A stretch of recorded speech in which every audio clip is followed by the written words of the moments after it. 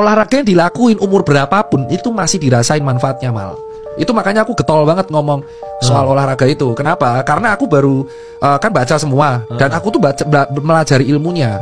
Nyesel tuh adalah kenapa aku baru menerapkan di umur 31. Sementara teman-temanku dokter yang lain udah menerapkan dari umur 22. Olahraga itu mau dilakukan umur 31, 40, 45 itu masih ada manfaatnya Mal.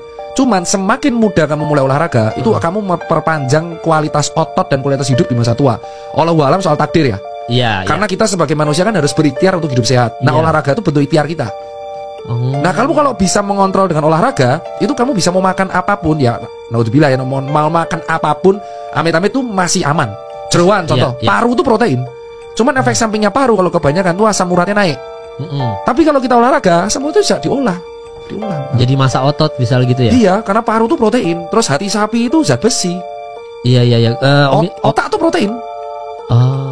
Tapi kalau karena orang itu makan otak sama bumbunya dan dia mageran, itu yang jadi masalah. Itulah jawaban kenapa kok zaman dulu yang kakung kita masih ngerokok tingwe, masih sehat sampai umur 100 tahun. Ya karena mereka tidak saat itu kan hidup masih susah, kemana-mana jalan kaki, makanan apa-apa rebus. Nah sekarang kita di Jakarta aja udaranya polusi, kemana-mana dimanjain teknologi, mager terus makan manis-manis terus, ya remuk lah. Jadi jangan salahkan gula, garam, kalium, magnesium kalau kamu sakit, salahkan dirimu sendiri.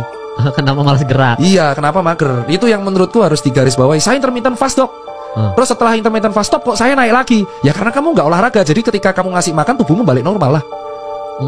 Intermittent fast kan dianggapnya kayak wah ini metabolik kita di-push nih. Jadi dia bisa tubuh bertahan dalam kondisi survival kelaparan kan. Iya. Terus ketika kamu makan lagi, ya dia naik lagi. Kecuali kamu mengimbangi itu dengan aktivitas sehingga tubuhmu dipaksa, wah buset sudah kalorinya turun, intake-nya, terus aktivitasnya naik Mal. Jadi menurutku intermittent fast tetap harus diimbangi olahraga biar dia dietnya tambah bagus. Dan olahraga tuh sebenarnya kan mengeluarkan dopamin ya, apa sih? Bukan dopamin.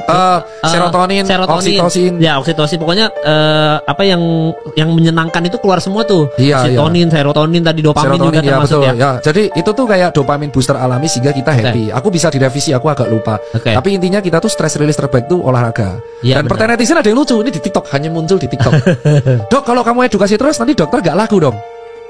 Nah sekarang Anda pikir rumah sakit itu, satu rumah sakit besar itu kamarnya berapa? 500. Emang 500 itu full. Kita edukasi aja rumah sakit itu masih full. Karena ada namanya penyakit infeksius. Nah jadi bayangin kalau gaya hidupmu jelek semua, 10 tahun lagi itu yang paling laris pasti hemodialisa, cuci darah. Pasti ya. Gaya hidup jelek itu berpengaruh sama kualitas ginjal.